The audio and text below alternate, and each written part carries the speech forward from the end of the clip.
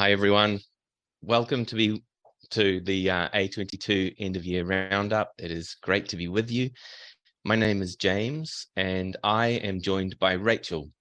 We are from Restore Passenger Rail here in Aotearoa, New Zealand, and we have the honour and privilege of hosting the live stream today. Rachel and I firstly want to acknowledge we're coming to you from colonised land where sovereignty was never ceded by the Indigenous Māori people.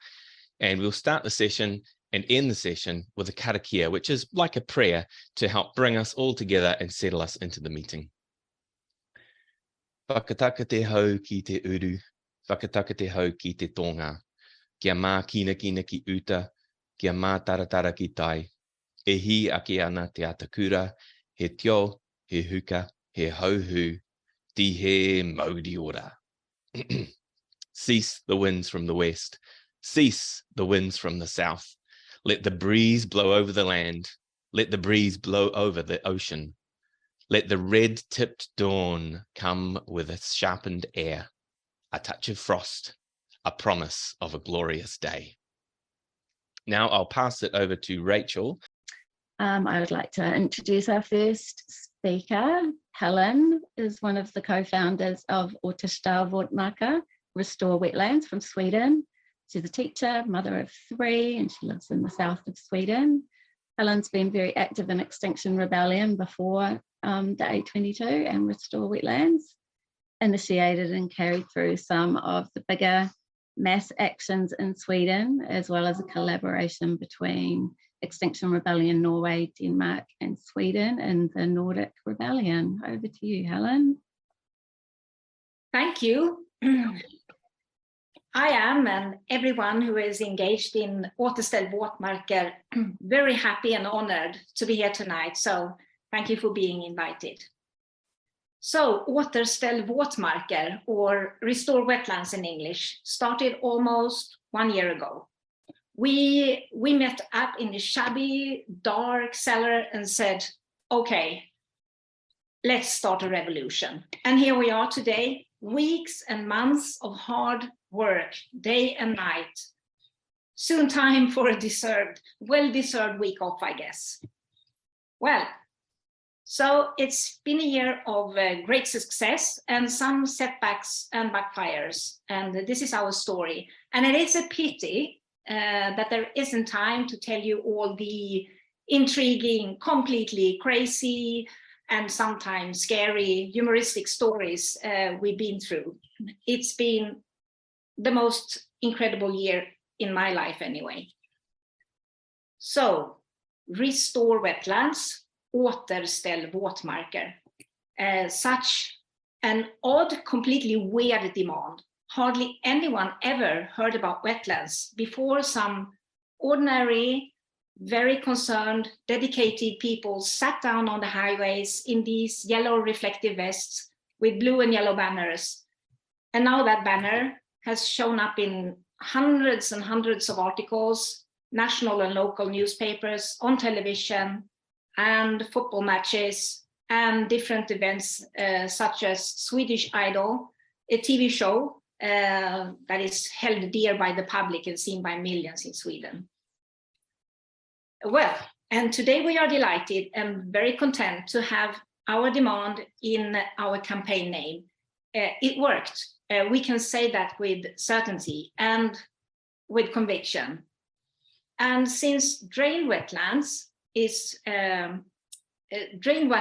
in our country stand for 25% of the carbon dioxide emissions, we had our narrative all fixed. 25% is actually the same amount as all the passenger car traffic emits.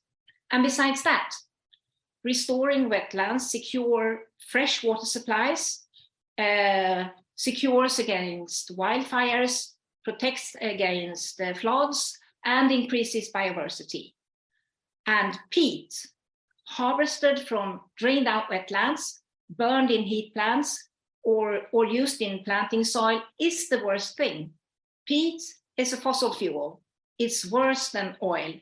And peat mining is our brown coal. Well, we were not many. some 40 people who took turns sitting on the highways, and another maybe 100 people in different support roles. But we made a difference. And just recently, there was an opinion poll made. And in fact, today, the figures from that poll were made public.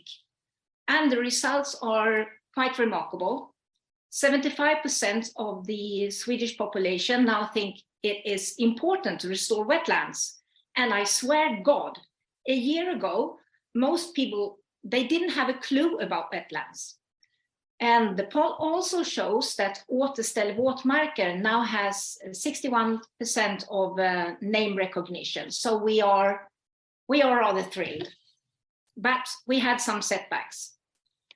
The real backfire was that the legal system and prosecutors almost from day one turned the crime suspicion into sabotage, which could lead up to 4 years in prison. And this made it really, really difficult for us to mobilize. It scared people away. But still, we were this tiny group of incredibly brave people going out on the highways over and over again, despite the repression from both the legal system and the politicians, in fact. Another thing that made it hard for us as we had too little time in between the action waves. We just didn't have enough time to mobilize. And we were not prepared for all the long detentions that followed our actions, and we didn't have the support structure in place. And of course, our demand hasn't been met yet. And we haven't been invited to the TV sofa so far, and that's a disappointment. But here are some of our achievements, because there is always another side to a setback. The sabotage crime suspicions led to great media interest, and Amnesty, civil rights defenders, and Greenpeace gave their support in opinion pieces. We also had this quite remarkable story with the media coverage and how it developed. Because during the first wave, we only got these short crime stories, how many activists were arrested and for how long and so on, and the activists were pictured as criminals. But the second wave, there were more focus on the activists and the demand. And then there was this dramatic change during the third wave. Focus were now on the campaign and on the people carrying out the resistance. So their voices were now heard. And several documentary teams were following us. Articles turned up on topics like civil disobedience, state repression, and of course the sabotage charges. But there was as well a debate about the right to demonstrate, and democratic issues were discussed. So the tone in the media shifted from extremely critical and diminishing in the beginning to several writers now daring to openly support us in big newspapers. And suddenly, for the last 2 months, there's been a discussion that started to appear about wetlands. So we managed to shift the debate. And most importantly, there is now a discussion about civil disobedience in the national conversation. And civil resistance was hardly mentioned before. In Sweden, we are not at all used to civil disobedience. And in accordance, the comprehension and the understanding is low. But we believe it's changing. And the climate movement in Sweden, which is in one way sort of cowardly and bleak, sorry to say, but the climate movement has more and more come to an understanding about the necessity of radical acts to achieve societal change. So lawyers, debaters, researchers, and the new political party now openly give resort wetland support for our methods and the demand, and the climate disaster is starting to be mentioned in a more adequate way. And another achievement at last is that the right-wing government, their first climate measure was an announcement to set aside 200 million Swedish kronor in permanent grounds for restoring wetlands each year. That is about 19 million euros. We took that as a small victory, but to be honest, it's just peanuts. What we need is a national crisis project. And the new government is a bloody shitty government with a very lousy climate policy. Well, so during this journey, we had many arrests. In fact, people were arrested almost every time and had to spend 6 up to 22 hours in cells. 21 people were at one point on remand, and 12 of these for as long as 5 weeks. And there are many, many, many trials coming up this spring. But we have shown that a very small group of dedicated people prepared to make sacrifices can make a difference. So yes, we are encouraged and we are empowered, and we have big, big plans for next year. So at last, thank you, all you wonderful people in A22, on behalf of Återställ Våtmarker and from the bottom of my heart. Amazing work has been done so far in all countries. So let's keep up the resistance at the same extraordinary level next year. Thank you. Thanks, Helene. That is really inspiring and so great to hear. Thank you so much. Before we keep going, I would like to draw your attention for one moment quickly to the A22 website, which is A22 as in 22, A22 Network.org. From there, you can see all the groups from around the world. You can find the declaration, and you can also donate money. Please donate if you can, so that the network can continue to support us all in this vital work. Now, next up, I'll hand over to Max from Letzte Generation in Germany. Max has been a supporter of Letzte Generation, or Last Generation in English, since November of 21, supporting the media team and doing press work. He's a 32-year-old PhD student living in the very south of Germany, and has been active in XR since 2021 in different places in Germany, such as Hamburg and Berlin. Over to you now, Max. Thank you, James. Thank you, everyone, for having me. I'm very glad to be here, and I would like to say thank you also on behalf of Letzte Generation, Last Generation, your German sister campaign of the A22 Network. Our campaign gained momentum last year in two different moments and two different events: on a hunger strike in September 2021 and the following meeting with Olaf Scholz, who's now Germany's Social Democratic Prime Minister. And after this, from the beginning of January, our actions such as roadblocks raised the attention of Germany's public soon after they started. They introduced a new level of peaceful civil resistance into the German debate on the climate crisis, and they helped also the entire, I would say, climate movement here to gain new momentum after rallies and marches had been attended by only a very few people. And even though Letzte Generation managed to reshape, let me say, reshape the public debate on climate issues in this country, we wouldn't have expected the several thousands of press articles, of interviews, of appearances on radio and TV shows we've had in the last few months, especially since October. And in order to give you an impression of how much the debate, there is those days on Letzte Generation and on the climate crisis in Germany, let me give you a brief summary of how this week unrolled for our campaign. We've had actions, we've had repressions, we've had people who were detained in prison. We've had solidarity in an almost unknown of an almost unknown level.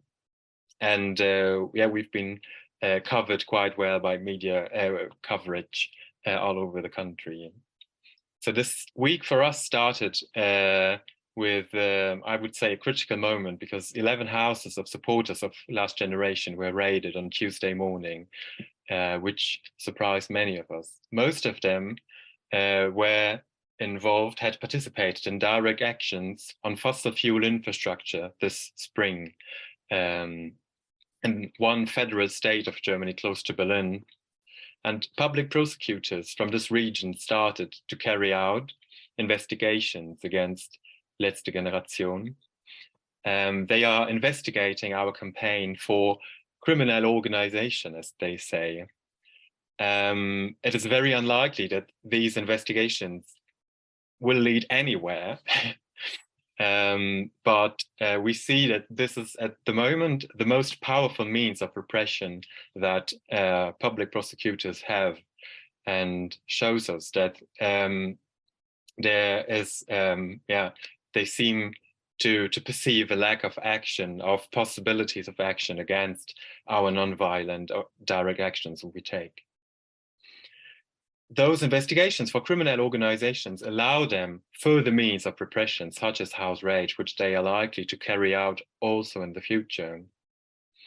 But meanwhile, while those actions were taking, those raids were taking place, people were taking actions in Berlin, especially, where we are still blocking roads these days, and also in some smaller towns around the country, and in Munich. General numbers of people, of supporters of our campaign, are increasing at an, I would say, almost unprecedented rate, and there are now almost weekly non-violent direct action trainings in various places all over the country, and people joining us, also new people joining us on the streets regularly.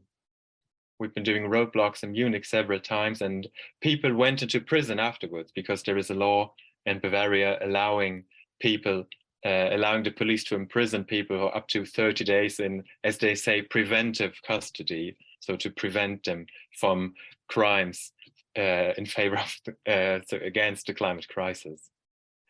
Afterwards, after our last wave of people who went into prison in Munich some 10 days ago, the city of Munich, so the second largest city of Germany, announced that they wanted to forbid all climate protests, including glue.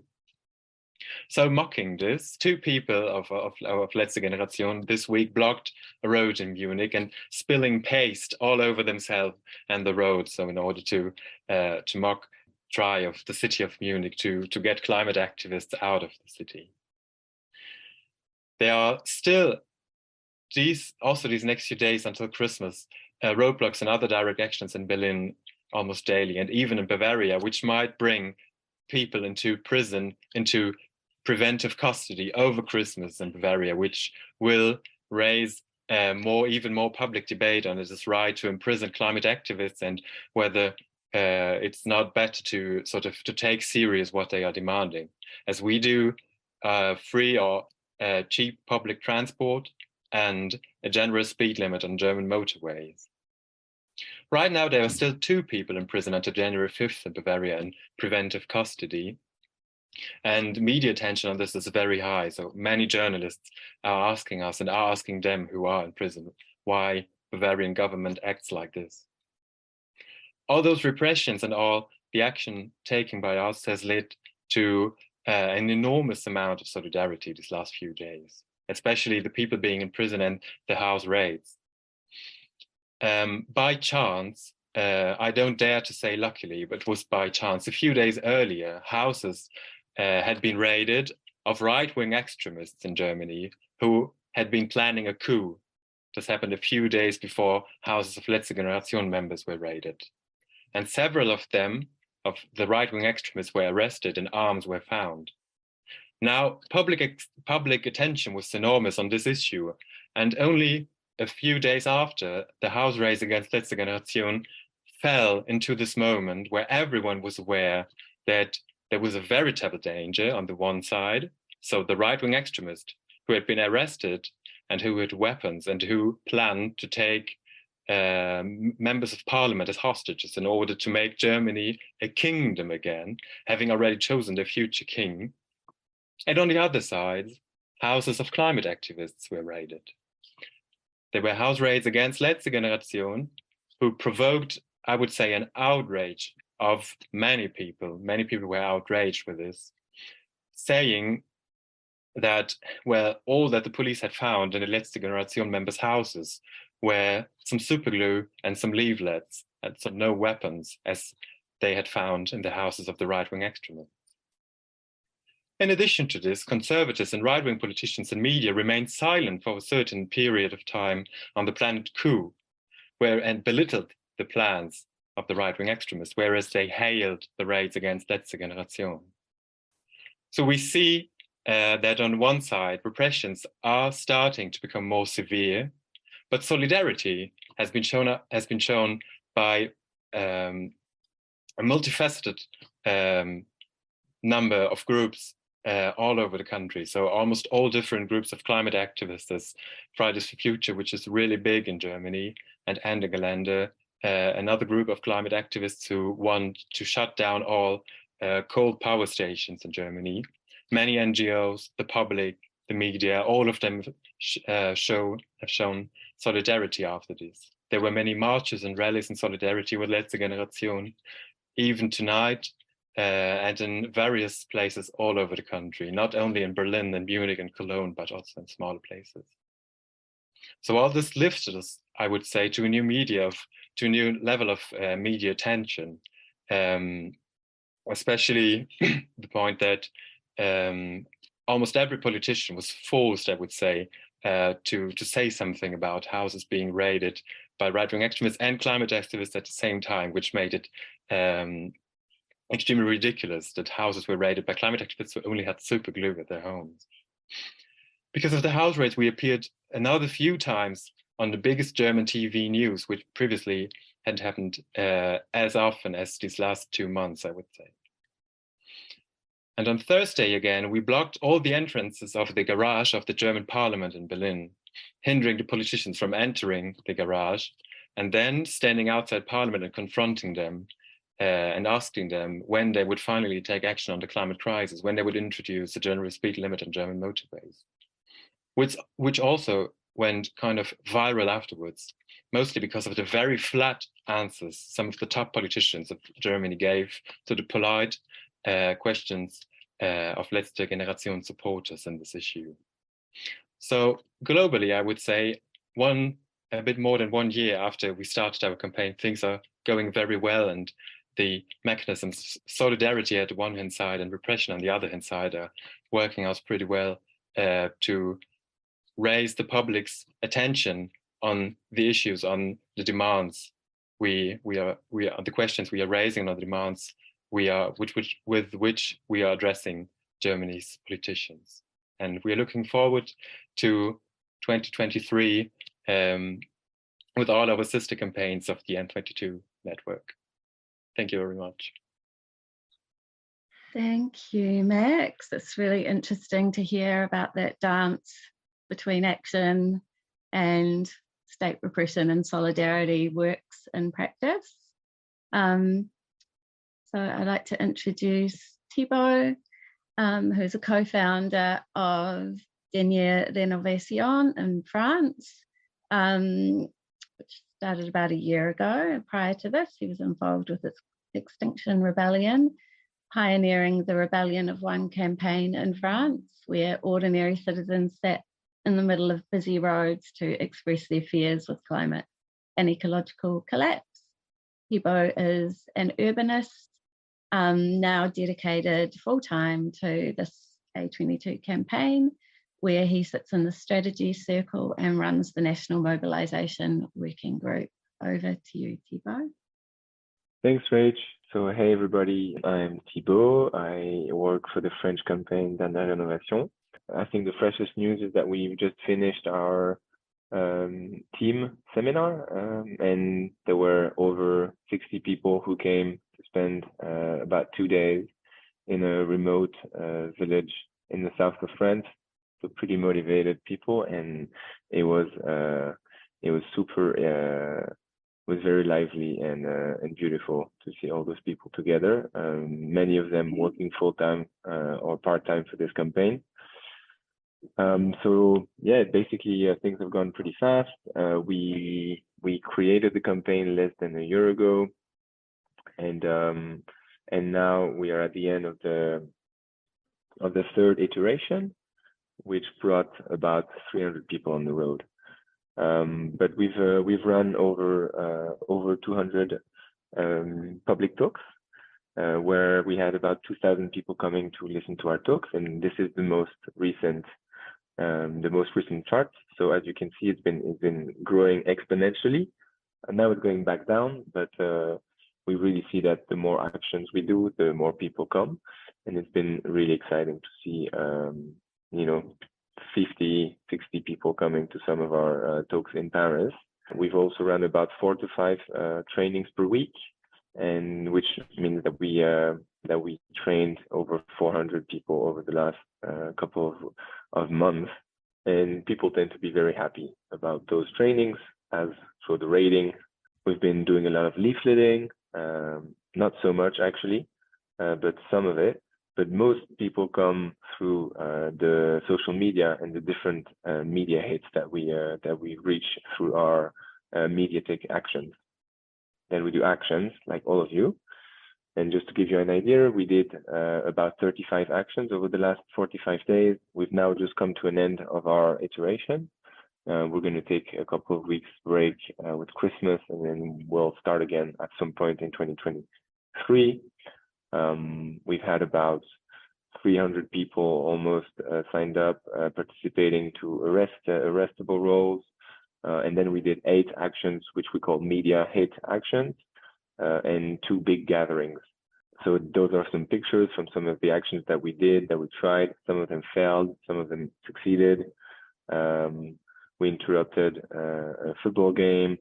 We locked ourselves at the opera house during a Mozart enchanted flute, and then we mainly did roadblocks. So we also brought down the French flag on a very famous national building, and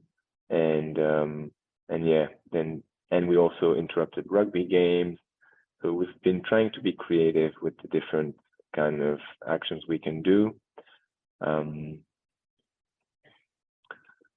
And the major innovation that came up for this iteration was that we started doing actions in 3 different cities, in the 3 largest cities of France, Toulouse, Lyon, and Paris, which we kind of hesitated first, but it proved to be pretty helpful for people from different regions to participate somewhere near us than all coming to Paris, which has been very boosting for the teams on the ground. And then we did a coordinated A22 actions with different campaigns, some of whom are here, which also attracted a lot of attention. And that was it. So what else to say? Oh yeah, we blocked the Champs-Élysées. That was pretty cool, the big French famous avenue. And the last action that we did was that we blocked the Mont Blanc tunnel with one team on the French side and one team on the Italian side under the snow, and that was also pretty powerful. So that's just a few stats that you have about how many people came, and just to comment, it's grown incredibly fast. We had 17 people on the road in April, and then we got to 90 in July, and now we've over 300 people who've participated to actions one way or the other.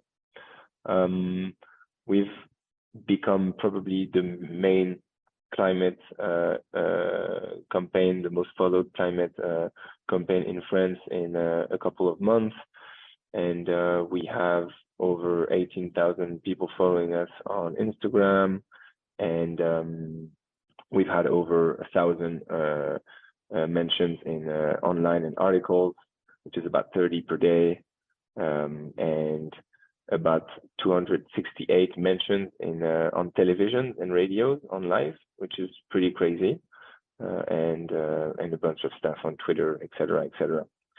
I'll just go quickly on that because it's some French related stuff, but mediatically speaking, it's a huge success, and it's really brought the topic of installation on the table in a way that it had never been over the last few years. That's what the experts are telling us. Legally speaking, we're starting to have trials. We already had one trial, and we have 7 coming trials, mainly for roadblocks or for cycling competition interruption. So that was the first trial, and yeah, we have a lot to come. And the government is now passing a new law so that they don't have to bring us to court, and they can just fine us €1,000 when we sit on the road without going through the court system. So repression is building in a way that is very different from the UK, probably smarter, I would say, than in the UK, because they will most likely do everything they can to avoid making us martyrs, and they will try and hit us where it's not very visible, such as a quick fine like that, which could deter participation. So that's a new challenge we'll have to explore in the upcoming weeks. But it doesn't seem like prison is likely in our country, because our prisons are very full, and we'll see how that could end up. But most likely they'll do everything they can before putting us in prison. And the last thing I want to tell you about is that there was a poll that was recently released, which is quite interesting, which is that 27% of the people in France have heard about our campaign, which is, so that's about all the adults. So that's roughly 10 million people, which is pretty cool. And interesting bit is that there's 14% who are likely to participate, who say they would be likely to participate to our campaign and to our actions, which is about, that's about 8 million people who say that. So that's pretty cool. There's still a lot of people to go talk to and to enroll, even if we don't have a majority of popularity as we might have expected. Only 1 person out of 5 adults supports the blockade, but there's 1 person out of 6 who say they want to come. So the people who don't like us, but the people who support us are actually pretty convinced enough that they would go and sit themselves. And I think those were the main bits that I wanted to share. There was an amendment that, as a result of our actions and also as a result of many other lobbying from civil society, that was voted in our parliament to increase the budget for insulation by 9 billion euros. But our government, our president, used a pretty fucked up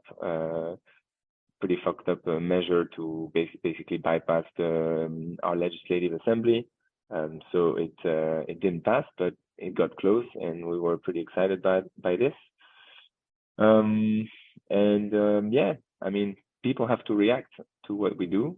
Politicians have had to react. They've had to position themselves. Public opinion is very mixed, but overall support for the demand is growing, and the climate crisis has been talked way more in the media since we started. And yeah, now I guess the main bit is, how do we scale to a few thousand people in the upcoming months? How do we manage doing all of that with our current organization? How do we get more money? How do we deal with repression and deal with it in a way that fuels mobilization rather than deter mobilization? So we're going to have to be very smart about this. But we're pretty confident after this weekend and all the very dedicated and smart people that were here. My personal feeling is confidence in the fact that we will do anything that is necessary for all of this. So yeah, it's been quite a ride, and as I'm sure it has been for many of you, and it's been thanks to also all the super precious contributions and advice from all sorts of campaigns, from the UK to Germany and to Italy and to all the newer ones. So yeah, really big up to all the people who have also helped internationally this campaign to become what it's become. that's it for me. Thank you, Thibaut. That was a really amazing, what fantastic success you've had so far. And I really loved seeing the visuals of all of the different sorts of actions that you've been taken. So there's a lot to take out from you mentioned the need to find more money. So just a reminder to people watching, you may be, a supporter watching at the moment, or you may be watching in the future as this is recorded. A22 Network.org is a place you can go and donate to support all of these groups. Now, next up, we'll hear from Michele from Ultima Generazione in Italy. Michele graduated in 2020 in philosophy from the University of Turin with a thesis on philosophy applied to neuroscience. In 2020, he became a member of the National Organizing Group of Extinction Rebellion Italia. And in 2021, he co-founded Ultima Generazione. Take it away, Michele. Yeah, okay. It's nice to hear you. Last month have been good, essentially. Last generation is the Ultima Generazione is the Italian chapter of A22 Network. It's growing and is getting successful. I think so. At least it's open. I hope it will grow more. Same situation that something Helen said in Sweden at the beginning. So we don't come from a country where civil disobedience is something usual for the people. We had the last big mobilization in Italy were against nuclear energy. People is not used to public disruption, not at all, and they are very confused about our tactics. Nonetheless, the point is that they are going to accept it willingly or not, because we have no time to stop. And in the last 3 months, since September to December, if we consider also coalition action, so a coalition that we have made with Scientist Rebellion and XR, we had 86 arrestable people and 150 people if we consider non-arrestable people, which is quite high with respect to previous iteration in Italy and with respect to Italian culture about this kind of conflict. And that was enough to catch the press attention. So whatever we are asking is not increasing the coal production, not increasing the research for methane gas in the Italian season, and activating having a promise to activate in 2023 20 gigawatt of renewables. So we are seeing some partial victory finally, and we are seeing changing the media conversation in Italy. So we have some Greenpeace Italy report. Greenpeace makes 3 reports per year about how much the media talk about climate crisis. And in the last 3 months, the Italian media have doubled the coverage on the climate crisis with respect to all last years. Of course, I'm not saying that it's only us. Okay, we had some 3 crises this year: floods in Marche, in the center of Italy, floods in Ischia, and people died in both events. And those were shocking events that made media talk more about the climate crisis. But it's also about us, since the report says that 27% of entertainment spaces have talked about climate crisis. And okay, people dying in the floods is not an entertaining piece of conversation. So they say that in the last 2 months are not the information news media that have talked more about the climate change, but are the entertainment media. And so we can see that because we have been on public debate in national television on the first 7 channels 10 times in the first 14 days of November. So it was almost every day on the national television. The point of entertainment is more or less the point that people want you to go to television and they say you're stupid because you throw a soup on Van Gogh, and you go there and you answer seriously. So this is more or less the point, okay? They want you in entertainment spaces, and that changes the conversation also on our methodology a lot, because we have been on comic national television sometimes. There is some Italian comedian, a lot of Italian comedians that are making irony about the politician reaction on us, because we have a far-right leadership, which is quite embarrassing. And so politicians are literally not right now doing some video on us on their TikTok account. Matteo Salvini, vice president, has made a TikTok video that is like something amazing, because he was using us as an advertisement for talking about his next political agenda. So it was like, there is these stupid people blocking the roads, but next week I will talk with the Minister of Education to tell the new children how to behave correctly on the road when they're driving. Okay, so like there was not connection about what he had to do next week with the Minister of Education and us blocking the roads. But he was using us to grasp attention on his TikTok so people can see the video. So it was like, oh yes, let's see the video. These are the stupid assholes that block the road. Oh yes, you also go to talk in the schools about safe road. Oh wow, okay. So he was using us as something to grasp the attention of his public, and that was relevant. So we have seen many people taking position.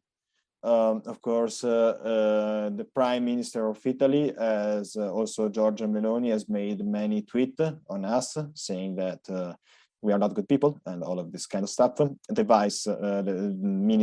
Prime Minister Salvini, but also the Minister of Culture has said that he will create an ad hoc legislation to punish Action Museum. And it makes no sense because there is already this legislation on the place, but he doesn't know probably. And he also said that he will put glasses on every painting, and so a museum will cost more. So because he has to protect every painting from us, and so every painting needs a glass. And that was quite hilarious because 3 days after, museum operators went into strike because it's already many years that the Italian government is cutting down the public money they spent on museums. So yes, prices are going up. Is not our fault. And so many people into the museum area went angry with the minister using us as the scapegoat for their problems, and it also was nice.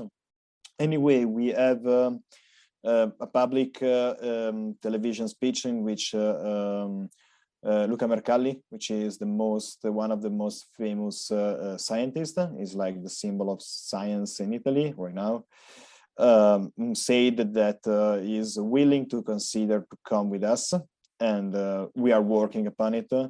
The former Minister of Environment, Pecoraro Scanio, was on public television with us, and they say that we are right, and he totally supports our methods, and he thinks that our methods are necessary, and is also opening his doors, and is also trying to put us in contact with people, okay, and having fresh information, especially, is something which is necessary. So he's like the founder of the Green Party in Italy, and he is the founder of the biggest green association in Italy, and he is willing to cooperate and to create some meetings with many people that he knows that probably are very moderates and that they would never consider at this moment to join a resistance, but it's important that we create this kind of connection. Yes, we had some claim of being together from very famous writers and comedians. That was also quite relevant. So there is an evolving situation in Italy that is about repression. I think we should talk about it. So this far-right government is quite ideological about how to manage this agreement. And so they are promoting some absurd legislation, like there is an anti-rape legislation right now that says that if more than 50 people in Italy sit together with music, it is considered an illegal raid, and the organizer can be put in jail for 5 years. And so today is finally coming out what we all know, that people react when they feel they are oppressed.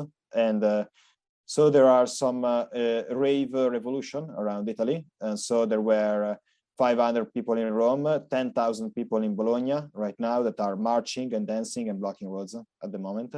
And it was all organized by ravers, and we are trying to get in contact with them.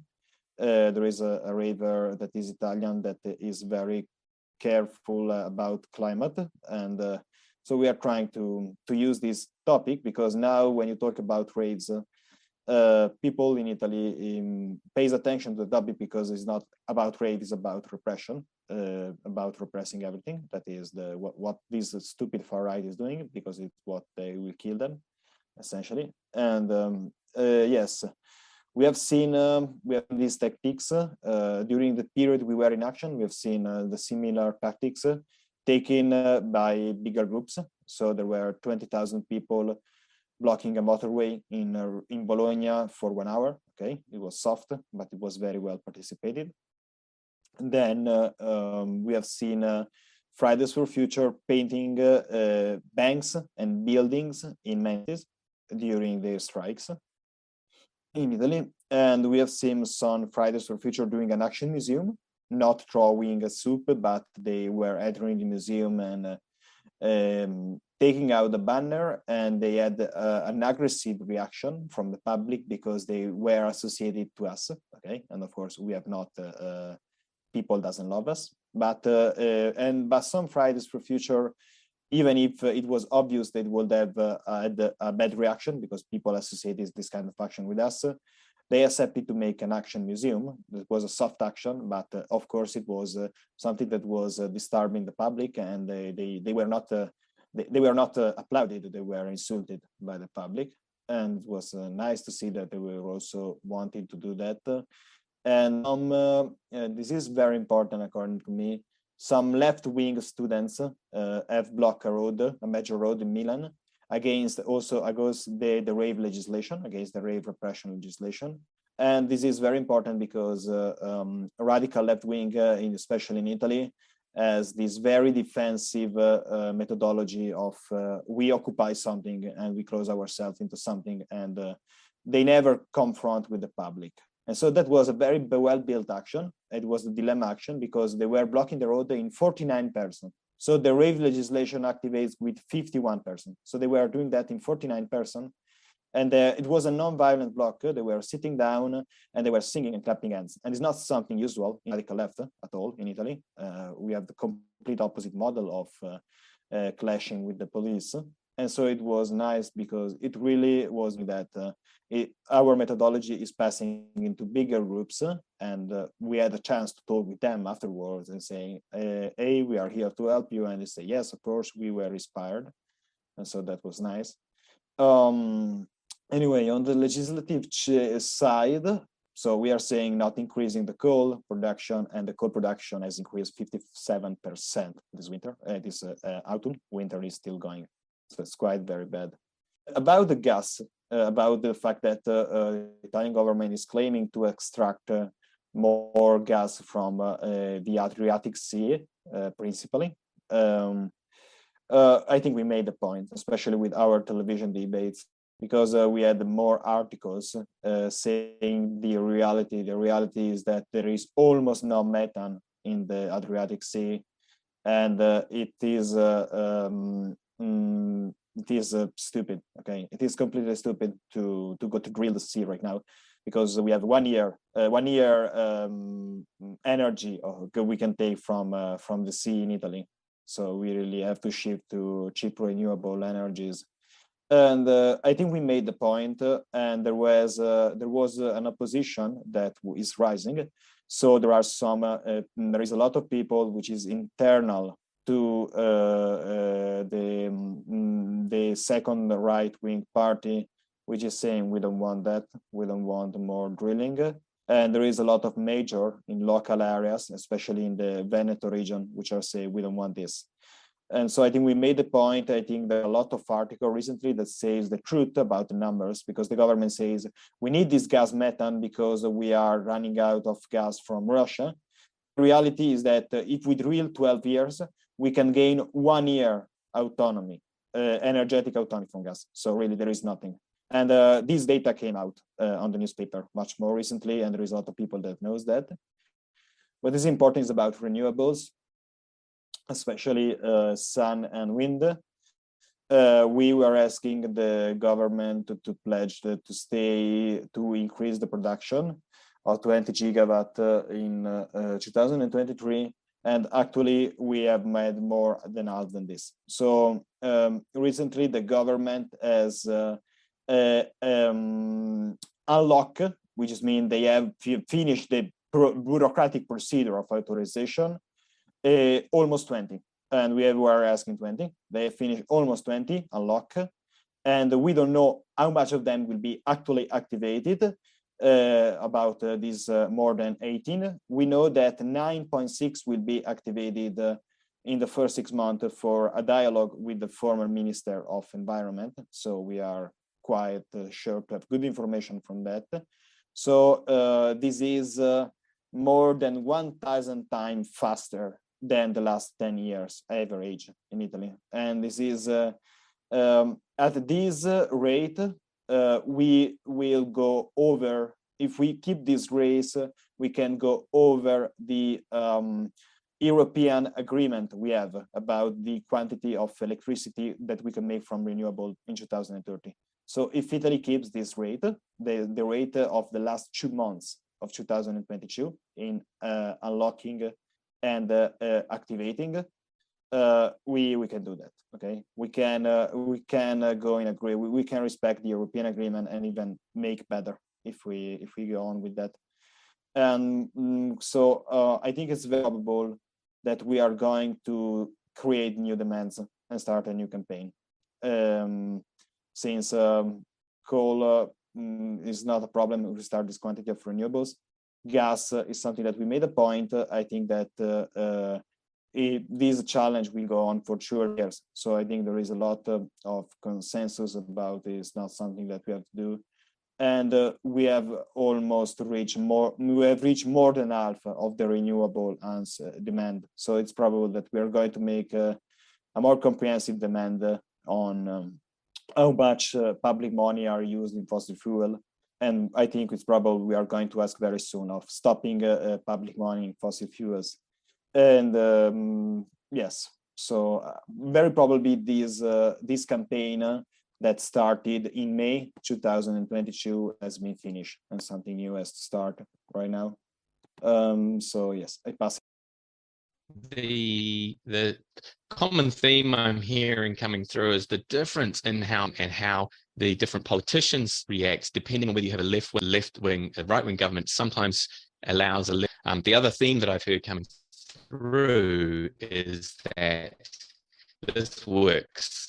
You know, this disruptive action does build support among other moderate minds, but it's because we keep getting told that it will hurt our cause. It doesn't. It is working, and we can see the evidence coming through from all our speakers. So we'll wrap things up now, and I'd just like to quickly remind you again to do check out the A22 Network website, a22network.org. If you get the chance, please donate if you can. Now we'll close this session with a karakia. Kua mutu a mātou mahi, mō tēnei wā, manakitia mai mā katoa, o mātou hoa, o mātou whānau, aio ki te aorangi. Our work is finished for the moment. Blessing upon us all, our friends, our families, peace to the universe. Goodbye, everyone. Thank you for joining us.